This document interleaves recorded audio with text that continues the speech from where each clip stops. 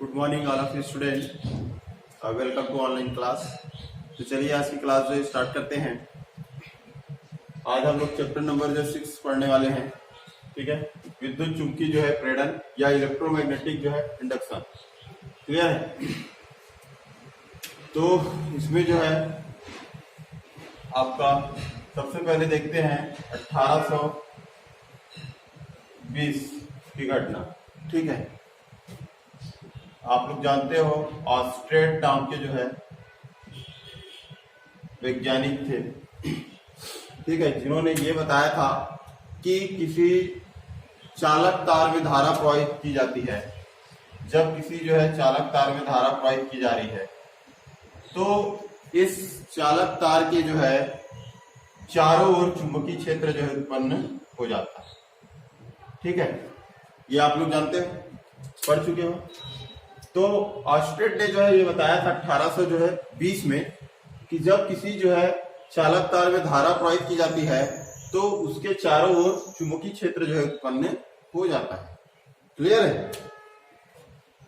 अब जो है अब लोगों के मन में ये विचार आया कि अगर किसी चालक तार में धारा प्रवाहित करने से चुंबकीय क्षेत्र उत्पन्न हो रहा है तो क्या इसके विपरीत भी हो सकता है? क्या विपरीत कैसे? मान लो चुंबकीय क्षेत्र पहले से जो है मौजूद हो या चुंबकीय क्षेत्र जो है पहले से जनरेट करके रखे और उसमें तार को जो है चालक तार को जो है रख दिया जाए तो क्या इसमें जो है धारा प्रवाहित होगी?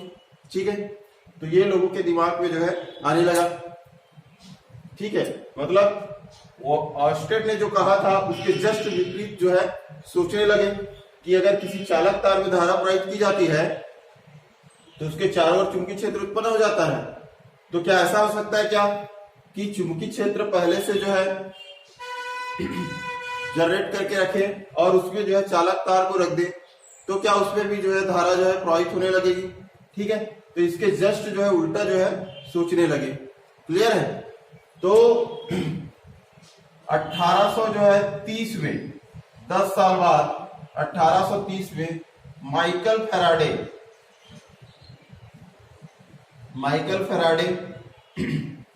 नाम के वैज्ञानिक हैं। इन्होंने जो है लगभग 10 साल तक जो है इसी के बारे में जो है सोचा, इसके विपरीत सोचा। ठीक है, इन्होंने क्या सोचा कि पहले से चुंबकीय क्षेत्र जो उत्पन्न कर दिया जाए और उसमें जो है चालक तार को जो है रख दिया जाए। ठीक है, तो उसमें जो है धारा जो है प्रवाहित होनी चाहिए, ये इनके जो दिमाग में आया। इसके जस्ट जो विपरीत करने का जो है प्रयास किए। क्लियर है? तो लगभग इनको जो है 10 साल जो है इस एक्सपेरिमेंट में जो है लग गया।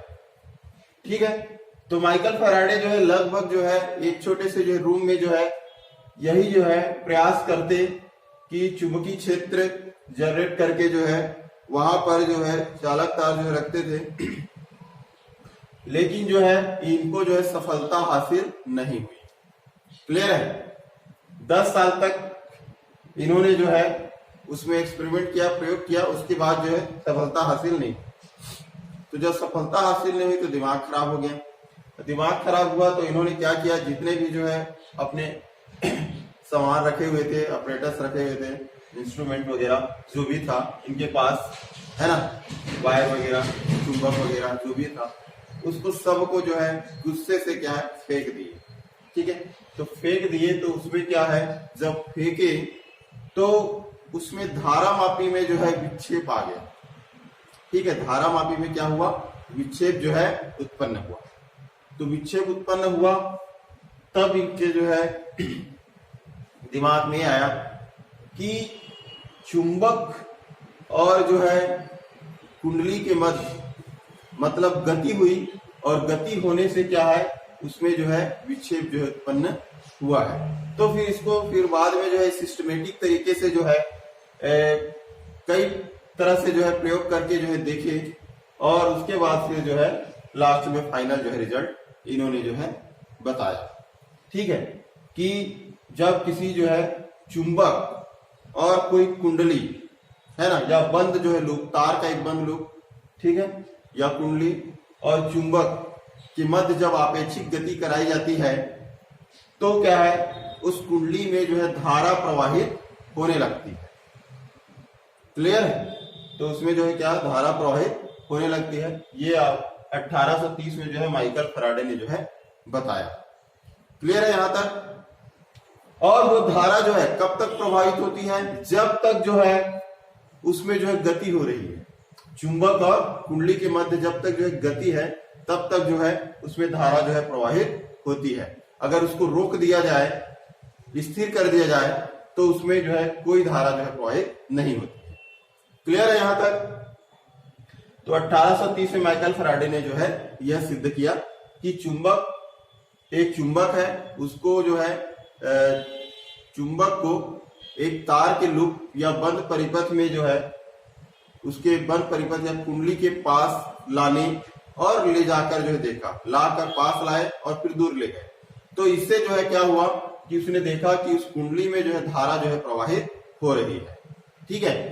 तो इस जो प्रवाहित जो धारा है उसको बोला जाता है प्रेरित जो है धारा। क्लियर है? और यह तब तक रहती है जब तक कि उस जो है कुंडली और चुंबक के मध्य जो है आपेक्षिक जो है गति होती रहती है। ठीक है? और स्थिर होने पर जो है उसमें धारा जो है प्रवाहित नहीं होती। क्लियर है इसको?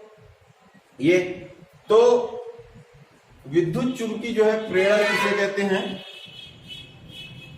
विद्युत चुंबकी जो है प्रेरण, है ना। विद्युत चुंबकी प्रेरण की परिभाषा अगर पूछा जाए तो आप बता सकते हो कि किसी जो है चुंबक और किसी जो है चुंबक और कुंडली के मध्य जब आपेक्षिक गति कराई जाती है तो उस कुंडली में धारा प्रवाहित होने लगती है, जिसे जो है प्रेरित धारा कहते हैं। और ये परिघटना को विद्युत चुंबकी जो है प्रेरण कहते हैं। क्लियर है यहां तक?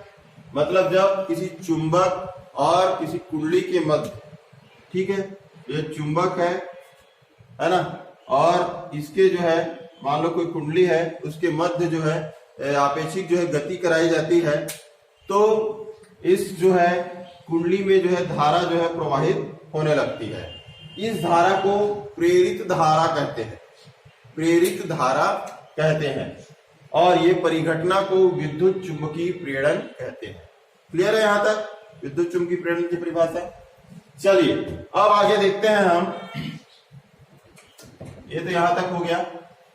अब हम देखते हैं चुंबकीय फ्लक्स किसे कहते हैं। ठीक है? चुंबकीय फ्लक्स,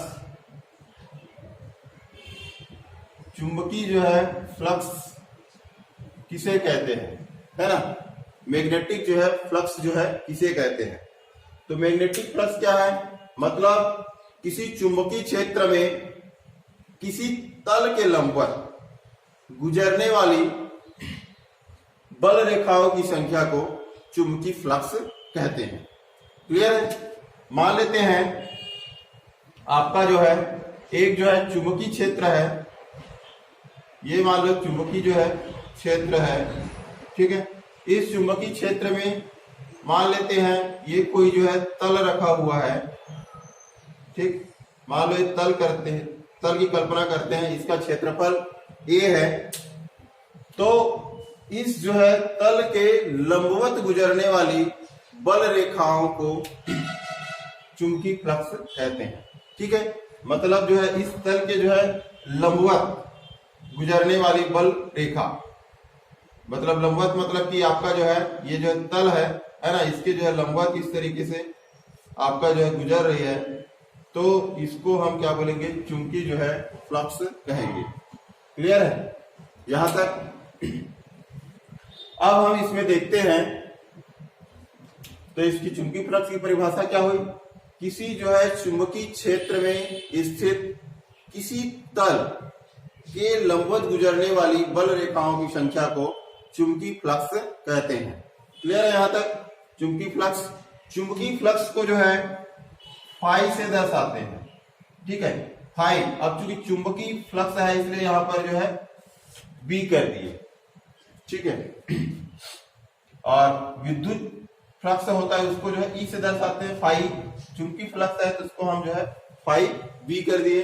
तो फाई बी बराबर होता है बी इंटू जो है ए। ठीक है? फाई बी बराबर क्या होता है? बी इंटू जो है ए जो कि आपका जो है चुंबकीय तल का जो है क्षेत्रफल। क्लियर है यहां तक? चलिए अब हम जो है आगे देखते हैं इसके। ये आपका जो है चुंबकीय जो है क्षेत्र है, ठीक, मान लेते हैं चुंबकीय क्षेत्र है, और इस क्षेत्र में जो है इसके लंबवत है ना, मान लो ये तल है, ये जो है तल, ठीक है। अच्छा ये तो मैं बता दिया हूं आपको जो है ना यहां पर। अब दूसरा जो है कंडीशन हम देखते हैं, दूसरा कंडीशन देखते हैं। मान लेते ये आपका जो है तल है, ठीक है, तल, और तल का जो है लंब, इस तल का जो है लंब मान लेते हैं, ये आपका जो है लंब, मतलब इस तल के जो है पर एक जो है लंब डाल दिए, है ना, ये लंब है। अब जो है चुंबकीय क्षेत्र आपका जो है बी इस लंब के साथ मान लो थीटा कोण बना रहा है, इस लंब के साथ कितना कोण बना रहा है? थीटा जो है कोण बना रहा है, ठीक है, ये आपका जो है थीटा कोण बना रहा है। तो हम जो है इस चुंबकीय क्षेत्र, ठीक है, चुंबकीय क्षेत्र को जो है दो घटकों में जो है बांटेंगे। एक तो आपका जो है ये आपका लंबवत घटक हो गया, और ये आपका जो है हो जाएगा क्षैतिज घटक, लंबवत, और ये हो गया आपका जो है क्षैतिज, ठीक है। और इससे पहले भी मैं बताया था कि जहां पर जो है थीटा कोण बनता है, थीटा कोण वाला जो भुजा होती है ना, उसको कहा वो हमेशा जो है कॉस थीटा में जो है होता है, वो घटक क्या कहलाता है? कॉस थीटा कहलाता है। तो यहां पर बी को जो है दो घटकों में विभाजित किया है, मतलब ये क्या हो जाएगा आपका बी कॉस थीटा हो जाएगा, और ये वाला क्षैतिज घटक है वो क्या हो जाएगा? बी साइन थीटा हो जाएगा। क्लियर है? ये जो है आपका इतना है ना। तो अब इसमें जो है परिभाषा, चुंबकीय फ्लक्स की परिभाषा क्या चीज है भाई? चुंबकीय फ्लक्स की जो है परिभाषा ये है कि चुंबकीय क्षेत्र में निश्चित किसी तल के लंबवत गुजरने वाली कुल बर रेखाओं की संख्या को चुंबकीय फ्लक्स कहते हैं। तो ये आपका तल है, और इस तल के लंबवत जो घटक है b cos theta, b cos theta क्या है? इसके लंबवत जो है घटक है। तो हम केवल बी कॉस थीटा को ही लेंगे, क्योंकि लंबवत गुजरने वाली बर रेखा को ही चुंबकीय फ्लक्स कहा जाता है, इसलिए क्षैतिज घटक को नहीं लेंगे, ठीक है। तो यहां पर जो है फाई बी बराबर हो जाएगा आपका, ये आपका जो है लंबवत घटक बी कॉस जो है थीटा डॉट क्या हो जाएगा आपका ए, ठीक है। बी के स्थान पर क्या हो जाएगा? इसका लंबवत घटक हो जाएगा बी कॉस थीटा डॉट क्या हो जाएगा आपका ए हो जाएगा, ठीक है। इसको मैं ऐसे लिख सकता हूं ए बी जो है कॉस थीटा, ये हो गया आपका जो है फाई बी बराबर, ठीक है, फाई बी बराबर इस प्रकार से लिखा जा सकता है।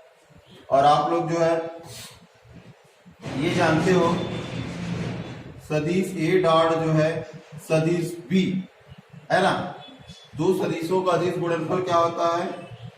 ए बी जो है कॉस थीटा होता है। क्लियर है? तो मान लो पहला समीकरण है, तो इसको हम ऐसे रूप में भी लिख सकते हैं, आपका सदिश ए डॉट जो है सदिश जो है बी, ठीक है, फाई बी बराबर। क्लियर? अब इसमें जो है विशेष स्थिति देखते हैं। विशेष स्थिति कैसी? पहला कंडीशन यह है कि अगर थीटा बराबर जो है 0 हो जाए, थीटा बराबर 0 मतलब ये जो है ये आपका जो चुंबकीय क्षेत्र जो है इनके बीच बनने वाला कोण, लंब के साथ इसके बीच बनने वाला कोण कितना है? थीटा अंश का है। अगर इसको मैं इधर खिसका दूं, इसको मैं यहां पे ला दूं, है ना, बी को मैं यहां पे ला दूं, तो ये क्या हो जाएगा? है ना, इसके जो है समानांतर हो जाएगा। तो इसके बीच बनने वाला कोण क्या हो जाएगा, शून्य हो जाएगा। मतलब इस लंब के जो है अनुदिश हो जाएगा चुंबकीय क्षेत्र। ठीक है, तो क्या हो जाएगा, इसके बीच बनने वाला कोण शून्य हो जाएगा। ठीक है, इसके बीच बनने वाला कोण क्या हो गया, शून्य हो गया। समझ में आ रही है कि नहीं?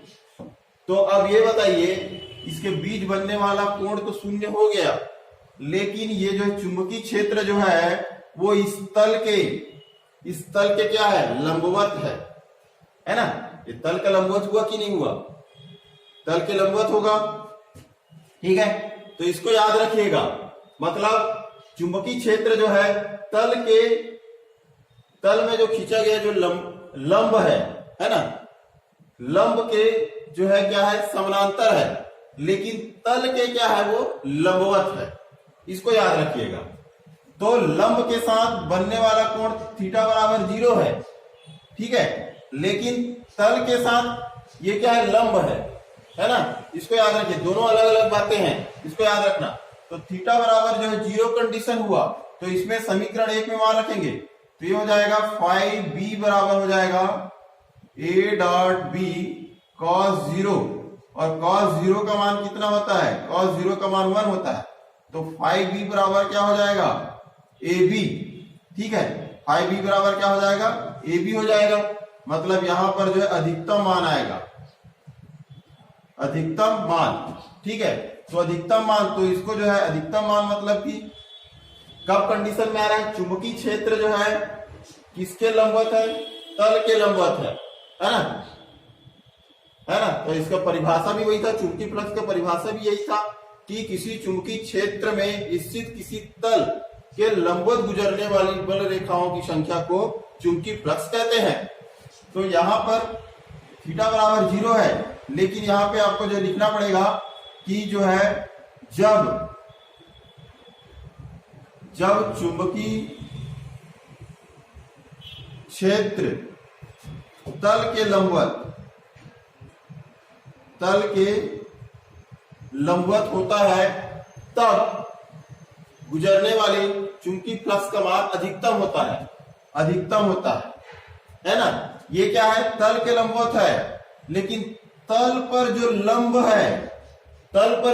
है उसके ये समानांतर है ना। चुंबकीय क्षेत्र यहाँ पे था, अब इसको हम यहाँ पे खिसका दिए, यहाँ पे कर दिए, मतलब लंब के समानांतर है लेकिन तल के लंबवत है। इसको याद रखना है ना। चलिए, ये समझ में आ गया होगा मेरे ख्याल से। अब दूसरा कंडीशन देखें, तो दूसरा कंडीशन क्या है भाई, थीटा बराबर 90 अंश। तो थीटा बराबर जो 90 अंश कर दिए, तो फाई बी बराबर क्या हो जाएगा आपका, a डॉट बी कॉस क्या हो जाएगा 90, और कॉस 90 का मान कितना होता है, कॉस 90 का मान 0 होता है।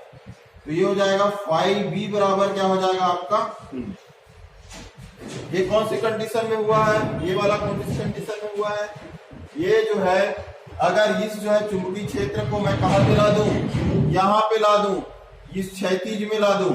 ठीक है, क्षैतिज में, मतलब कि ये जो है इसको खिसका कर मैं यहाँ पे ला दूं मान लो बी को, तो ये जो है बी जो है इस तल के जो है समानांतर हो जाएगा, तल के समानांतर हो रहा है, लेकिन तल पर खींचा गया जो लंब है, इस लंब के और इसके बीच बनने वाला कोण 90 अंश का हो रहा है। ठीक है, तो इसके बीच बनने वाला कोण थीटा तो 90 अंश है, लेकिन जो है ये जो तल जो स्थित है इस तल के समानांतर हो गए। ठीक है, तो जब चुंबकीय जो है क्षेत्र तल के समानांतर हो,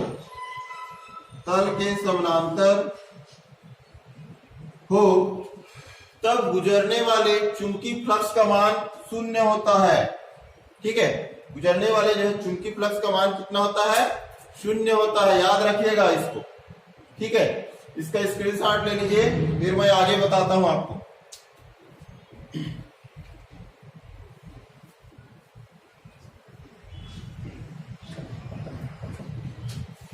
अब जो है चुंबकीय फ्लक्स जो है का मात्रक होता है आपका वेबर।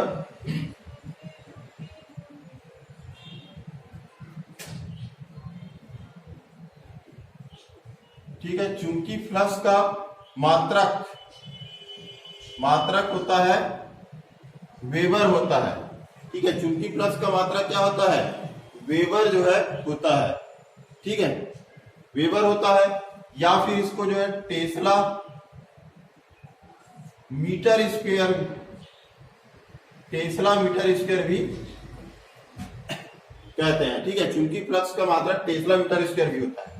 तो अगर हम जो है आपका अगर एक वेबर की जो है परिभाषा करें, एक वेबर बराबर एक जो है टेस्ला गुणित जो है एक जो है मीटर स्क्वायर, ठीक है। टेस्ला है ना, मतलब ये आपका चुंबकीय क्षेत्र का मात्रक हुआ टेस्ला, और ये मतलब क्या है? क्षेत्रफल है, मतलब तल का जो क्षेत्रफल है उसको हम मीटर में ले रहे हैं, तो क्षेत्रफल इसलिए मीटर वर्ग कर रहे हैं। तो एक वेबर को परिभाषित कीजिए अगर बोला जाए तो आप कैसे परिभाषित करोगे कि जो है एक टेस्ला के एक समान चुंबकीय क्षेत्र में, है ना, एक टेस्ला के एक समान चुंबकीय क्षेत्र के लंबवत अगर एक वर्ग मीटर क्षेत्रफल वाले किसी तल को रखा जाता है तो उस तल से गुजरने वाले चुंबकीय फ्लक्स का मान 1 वेबर होता है, ठीक है। समझ में आया कि नहीं है? मतलब ये क्या है? आपका चुंबकीय क्षेत्र को बता रहा है। तो एक समान चुंबकीय क्षेत्र मतलब एक टेस्ला के जो है चुंबकीय क्षेत्र के लंबवत, एक टेस्ला के चुंबकीय क्षेत्र के लंबवत अगर 1 वर्ग मीटर क्षेत्रफल वाले किसी तल को रखा जाता है तो उस तल से गुजरने वाले कुल चुंबकीय फ्लक्स का मान 1 वेबर होगा, ठीक है। तो ये आपका जो इसकी जो है परिभाषा है। तो यहां तक समझ में आया क्या? यहां तक समझ में आया कि नहीं आया जी?